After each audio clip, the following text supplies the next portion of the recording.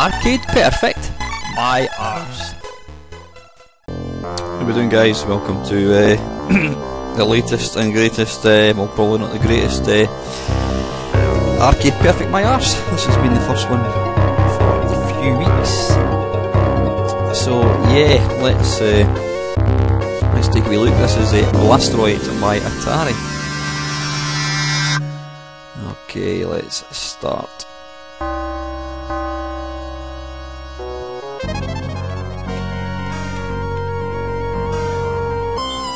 And this is kinda like a sort of a sequel to Asteroids. I mean, you've got a thrust. You can thrust forward like so. There doesn't appear to be any inertia at all. And obviously, the main aim of the game here is to shoot asteroids.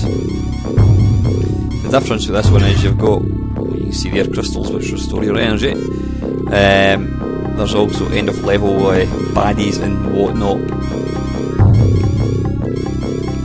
Now, I've got to admit, I've never really played much of this game. Again, it's another one of these games that I never had a chance to play back in the day. But any time I do have a wee shot, I've always been quite impressed with it. One thing you'll notice there, when I took a sort of a collision with an asteroid, is it's not life so much, it's energy. And that's now telling me I am low in energy, so I'll go and pick up a little thing, and then I'll fly to this thing, which then takes me on to a sort of sector selection screen. So I think you can now pick where you want to go. I'm not quite sure of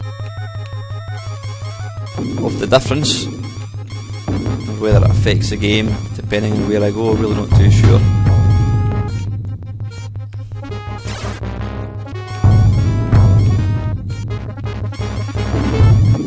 Now, there was a game that came out on the Amiga called Super Blasteroids. What was it called again? Super... Oh, you know what? It's completely gone out of my mind. It's very much like this. Stardust, Super Stardust, I think it was called. I think it was just called Stardust. Then they did bring out a sequel, and then it was later ported to the PlayStation 3, and I believe it has since had a release on the PlayStation 4, and that's a game I need to actually acquire. So yeah, I've actually played this, well, not this game because this is Blasteroids, but I've actually played Stardust a fair bit on the PS3, and it's a lovely game. But anyway, we're not talking about Stardust, we're talking about this game, which is Blasteroids, which is very, very similar. Why did I die there? Yeah, let's just go for the same level. Continue. Now, you can see something that I'm doing here which isn't really clever. Because it's not instant death, I'm sort of like not bothering too much when I take a hit, which is kind of silly. Because you don't instantly die, that's probably, I've always expressed not a dislike as such. Well, I suppose it is a dislike. I prefer my... Oh, come back to me. That's what I'm talking about. I prefer old school. I prefer games where I die instantly, so I know exactly where I stand. Because when you get games like this, and is it 1943 and what have you, 1941 I think, you've got an energy bar, it's easy to forget that you're actually taking hits and end up not really bothering too much about it, like I've been doing here. Whereas when it's instant death, then you know exactly what you're up against.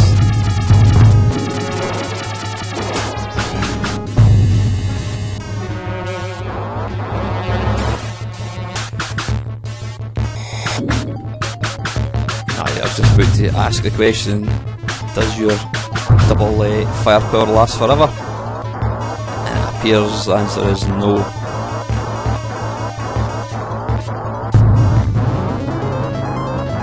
What? Why did I die there? Why did I die there? I've got absolutely no idea why I died there. Because all I was doing was going into the wee...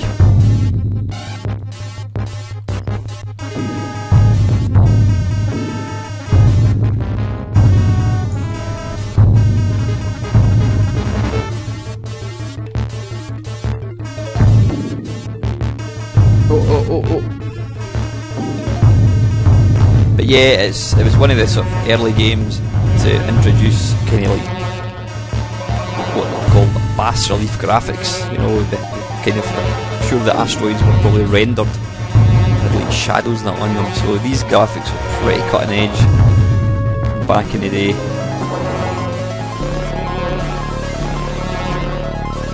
Oh, that's off. Oh, was that my energy ran out?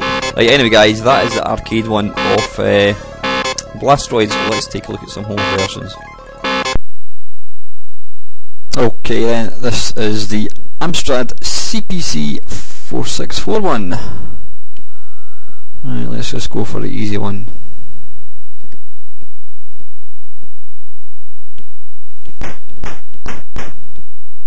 Right, okay, so forward, that looks like a little, in fact that guy, that looks like the little miniature Bowser that you get in Mario Brothers. Do you know what I'm talking about? He's got a wee kinny, a wee Mohican. See what I mean? Bowser's nephew. I don't know who the hell he is, but you get him in all the Mario games. Yeah, this is Amstrad one. Now, if I didn't know differently, I would have thought this was the Spectrum one, due to the monochrome graphics. Now you can see there at the top, that's a little thing that I need to pick up, that thing there. But it's not too unlike the smallest asteroids, which is a wee bit rubbish. Could they not have made them use a bit more colour? Right, how do we do that? Do we press fire button?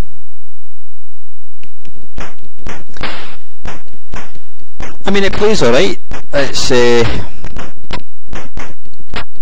not the fastest game in the world, but then it's not a particularly fast arcade game in defence. Well, let's go and pick up this thing. The biggest downside to this game for me, or this particular version, is the lack of colour, and it is just probably a wee bit too slow for my liking. See, that probably makes it more playable, so you know what, I'll take back the slow comment. Hang on, this microphone's almost right in my mouth, hence the reason I'm probably talking really loud. Well, see, I didn't even realise that was a pickup.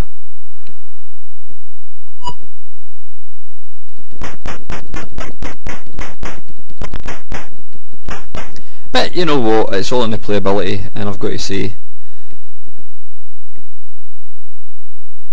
right, why can't I move?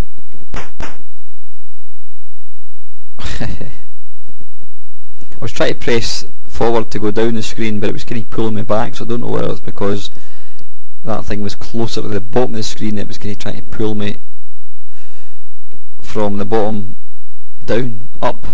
You know what I'm talking about. Yeah, bottom down, bottom up. Shut up, Alan, I'm talking shite. Yeah, it's alright. Lack of colour, and it seems to be, is it my imagination, or is it kinda slowing up a wee teeny bit? I'm not quite sure. Not a lot of sound going on either, but then, you know, there's not a great deal of sound in this game maybe.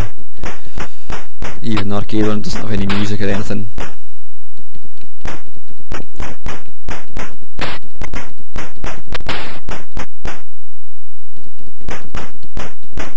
Right, anyway guys, that is the Amstrad CPC 4641. Okay, right, this is the MSX. Now, apologies for not showing the title screen, but it was a bit of a sod to actually get working. So I'm just trying to figure out where my ship is. There we go. What's happening here? Now, I have absolutely no idea how one thrusts.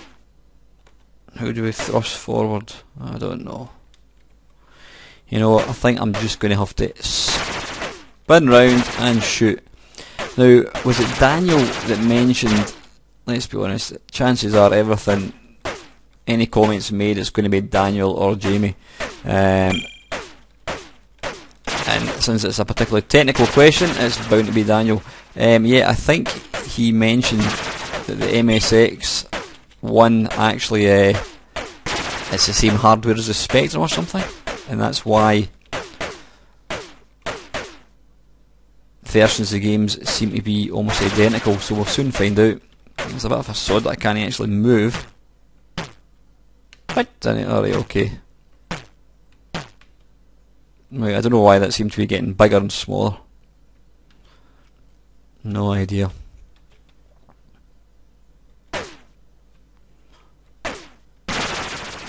Right, wait a minute, right, there you go. See, I knew Jamie's probably screaming at the camera, change into a different ship, right, so you can press buttons like so, yep, there we go, and you can actually change into different style of ships. See, I never knew that. Now this version, the graphics look alright, it just feels very, very pedestrian, very sluggish. The fact I can't actually move isn't helping. Well, I'm dear, so you can move, it's just I'm a bit inept at this particular one, so... Anyway, listen, this is enough. This is the MSX one.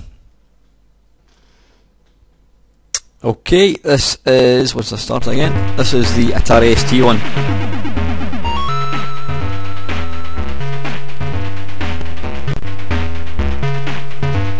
Ah, bollocks, it's just put me right in the medium. This'll be fun. Right, so it's the same as the Amstrad one. You press forwards to move. What the hell? Graphics aren't too bad. You can obviously see there's a slight lacky colour, but that's not Atari ST's fault. That's just the hardware, isn't it? Excuse me. But, nice animation in this version. It's pretty damn quick.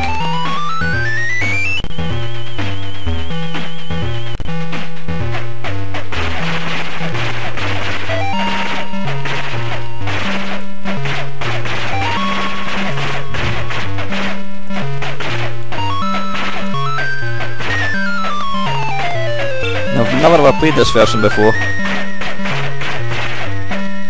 I've got to say, it actually plays pretty damn well. Music's alright, sounds pretty good as well. Certainly no complaints on this side. It says lacky colour, but that's not a failing on the Atari ST's part, that's just because the hardware obviously can't support the number of colours that this game would really require to be arcade perfect.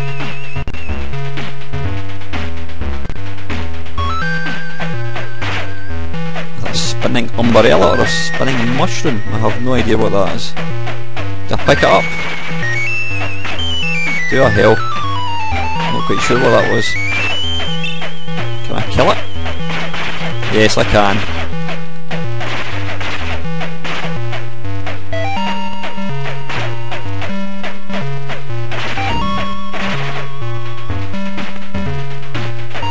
Ah, bollocks. That's the credit thing I need to pick up.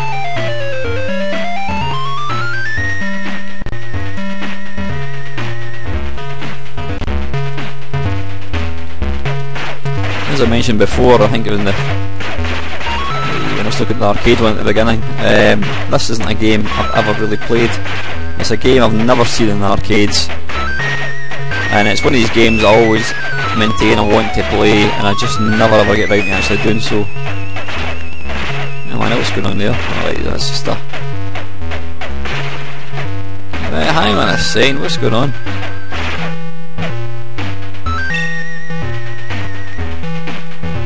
Can I destroy that thing? Are they supposed to be there? Kill the umbrella.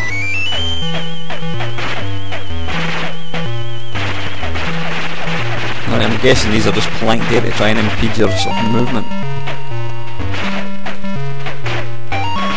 Die, umbrella.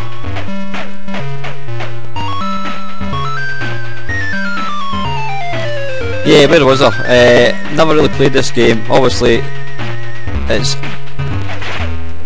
the thing that's most recognisable about this game is the big green baddie thing that you get. I don't know when he appears. I've never ever got that far because I've hardly played the game.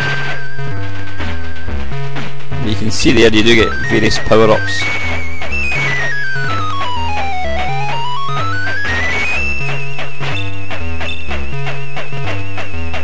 actually feels quite like Mindstorm on the Vectrex, because you don't get any inertia when you stop. You take your finger off the fire button or the thrust, it just stops. Anyway guys, that is enough of that one. That is the Atari ST one.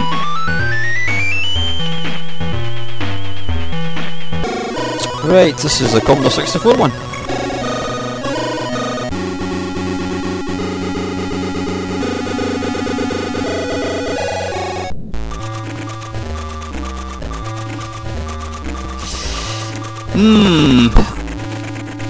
Right, I know I can't, it's far too early to be critical, but one thing that every non-C64 owner always slags C64 owners about is how dull a lot of the Commodore 64 games are. They're always different shades of grey and different shades of brown, and this one does not buck that trend, it only adds to the fuel.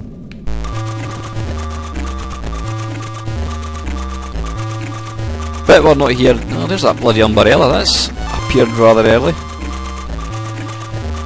In defence, it seems to play pretty well, even if it is as dull as dishwater looking wise. It's got some sort of decent enough music, it seems to be a complete lack of sound effects. I'm guessing you can probably turn the music off. I'm never a big fan of music in arcade games, I must admit. You certainly get a good rate of firing in this game. Kill the umbrella. Is that a power up of some sort?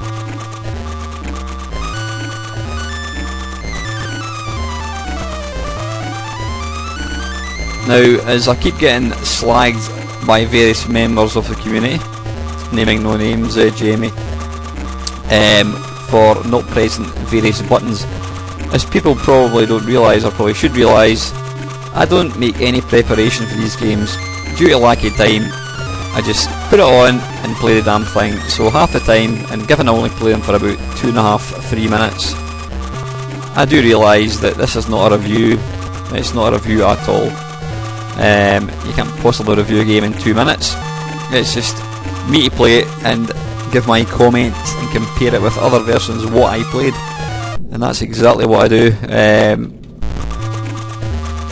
But based on 2 minutes 23 seconds worth of play, I'm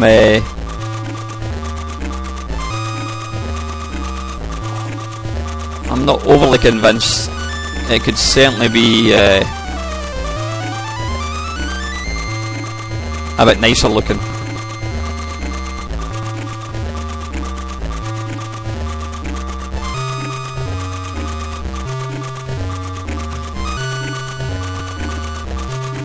But it plays alright, that's the important thing.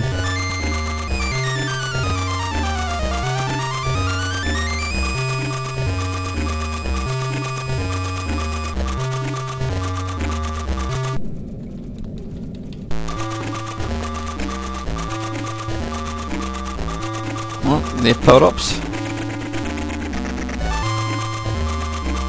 If you think I'm shouting, it's because the sound for some strange reason has just ramped up tenfold and I can't even hear myself talk. Anyway, listen, enough of that. That is the C64 version. Right then, this is the ZX Spectrum one.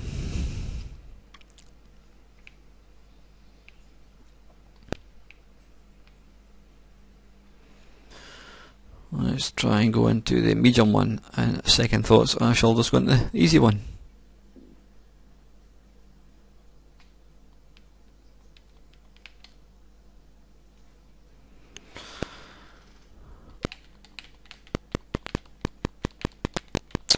Right, now I think it does look quite similar to the MSX one, but this one seems to be a wee bit nippier, if I'm not mistaken.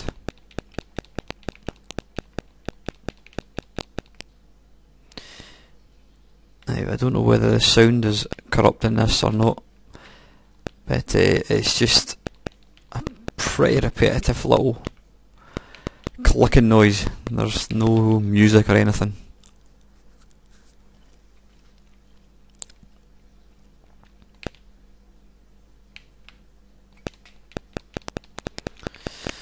There's a wee bit of colour going on there, although a bit of colour clash to boot as well.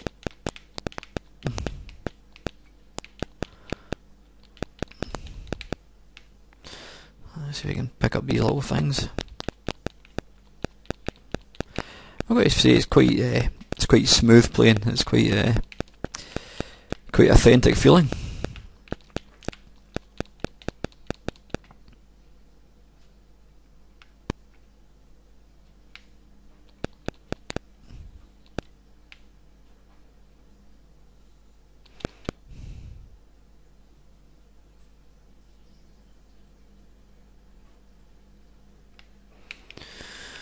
Right, I've absolutely no idea what the difference between these screens are. There's obviously some difference, but I don't know what it is.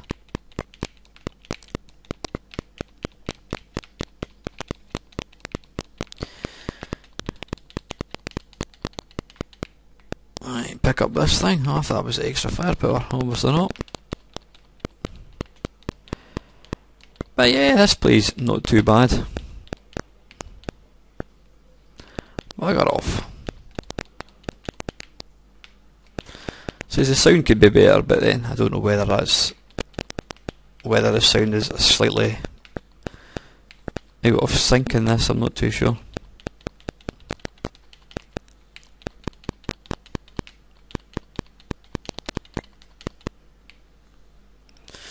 Yeah, let's go for one more level.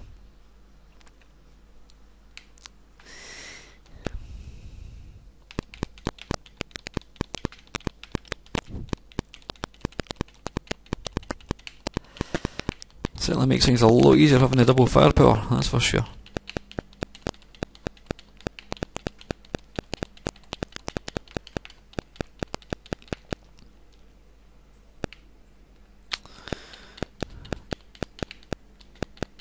That thing looks a bit like maybe spinning thing in Qbert that you jump on.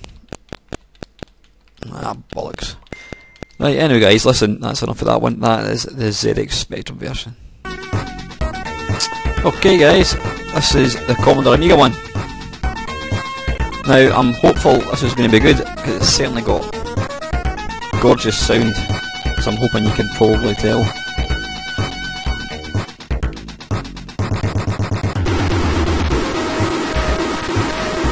Oh yes.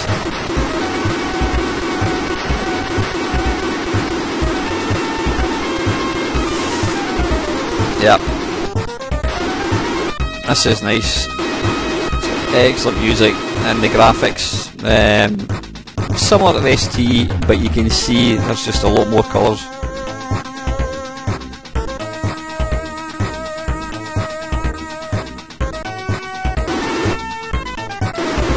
This is rather sweet.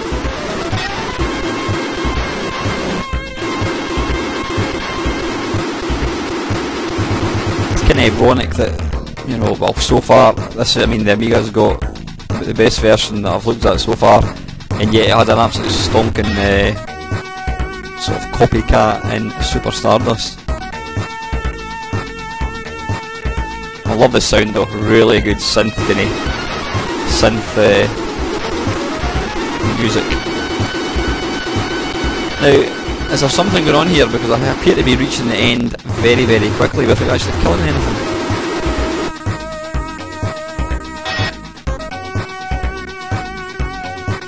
Not sure what's going on.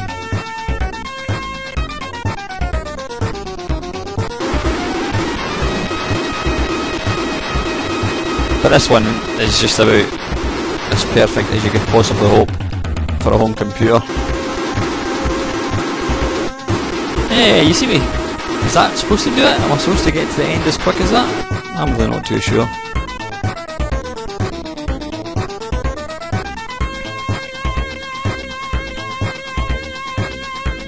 Some great drum samples going on there.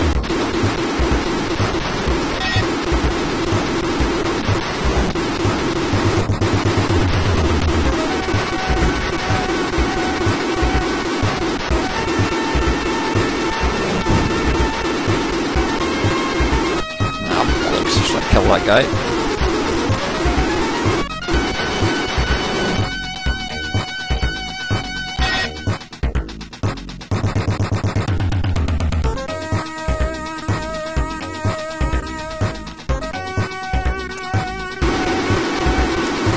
Yep, this is rather tasty. You certainly couldn't complain. Getting this as a home conversion. Come on, I want to shoot things. I don't want to keep going through that stupid thing. Come on, I want to pick up these as well.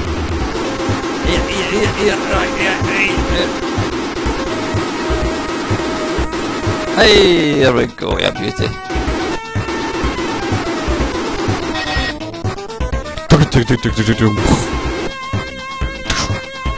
Yeah, that's a Commodore Amiga one. That is nice.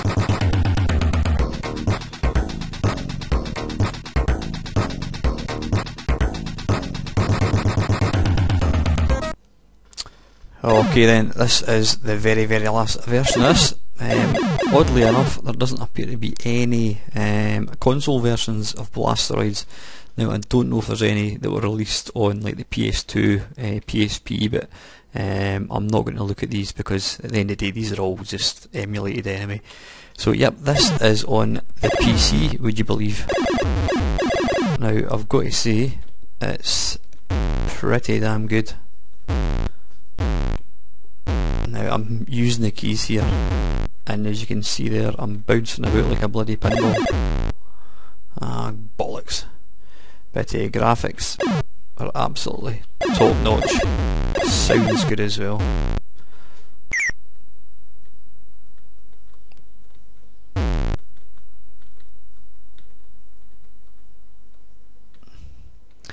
Now, when I was making this feature tonight, I was in the middle of setting up the PC one when I got a message on Facebook, and what I'm trying to do is I'm trying to organise an interview for my Blind Mates Only, and the person that was messaging me on Facebook is the Games Master himself, Dominic Diamond. It's absolutely surreal talking to somebody who, you know, he was a bit of a hero of mine, like a lot of people back in the day who watch video games. So yeah, basically just setting up an interview. We're going to go for an interview next Thursday at 6 o'clock. So I added him on my Skype and just made sure that he's online, so I've got that all sorted. So yeah, Dominic Diamond, folks, interview next Thursday, and I'll probably try and get that out on Friday if I can keep myself together, because I don't mind admitting I'm going to be stupidly excited for that, and probably a wee bit nervous as well. It's not every day you get to talk to somebody who you watched on TV, but for all intents and purposes I think he's a bloody good guy, and being a Scottish bloke as well, I'm sure within a couple of minutes it'll be like two guys talking in the pub. So anyway, yeah, back to the matter in hand. This is the PC, and it's excellent. This runs under DOS. And it's an absolute fabulous little version.